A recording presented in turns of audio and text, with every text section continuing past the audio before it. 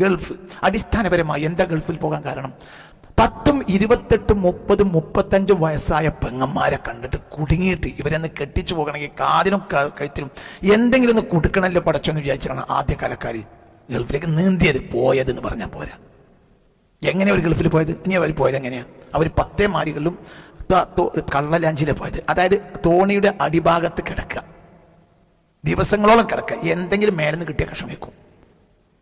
എന്നിട്ട് അവരെ അങ്ങോട്ട് 10 മാരികൾ സാധനം കയറ്റുന്ന പഴയ കാലത്തെ 10 മാരികളുടെ അടിഭാഗത്തെ അറയിൽ അവർ കിടക്കും. ഇതിൽ മനുഷ്യണ്ടെന്ന് പിന്നെ നോട്ടക്കാർ പരിശോധകന്മാർ കാണാൻ പാടില്ല. കണ്ടാലോ ഇവർക്ക് പാസ്പോർട്ട് വരെ, ഇവർക്ക് പാസ്പോർട്ട് ഇല്ല, ഇവർക്ക് വിസ ഇല്ല.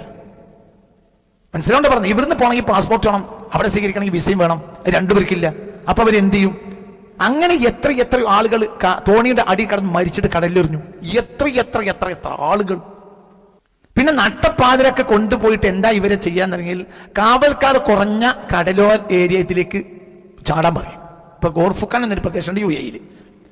അക്കാലത്ത് നോട്ടക്കാർ UAE-യിൽ കുറഞ്ഞൊരു പ്രദേശമാണ് ഗോർഫുഖാൻ. ഗോർഫുഖാനിലേക്കൊക്കെ ഇങ്ങനെ ചാടിയതാണ്. UAE-ന്റെ പല ഭാഗത്തേക്കും ചാടിയതാണ്. അതായത് കര ഇങ്ങനെ കാണുന്ന പ്രദേശം, അതിന്റെ അപ്പുറത്തേക്ക് ഇവർക്ക് അടുപ്പിക്കാൻ പറ്റൂല. ഉരുവിനെ അടുപ്പിച്ചാൽ ഇവരെ കയ്യിൽ ഉരു അടുപ്പിച്ചാൽ മനസ്സിലായില്ലേ? ഉരു അടുപ്പിക്കാൻ ഇവരെ കയ്യിൽ നിന്ന്, ഉരുവിൽ നിന്ന് മനുഷ്യനിറങ്ങാൻ പാടില്ല. ആരേ പറ്റുള്ളൂ? സാധനം ഇറക്കാം.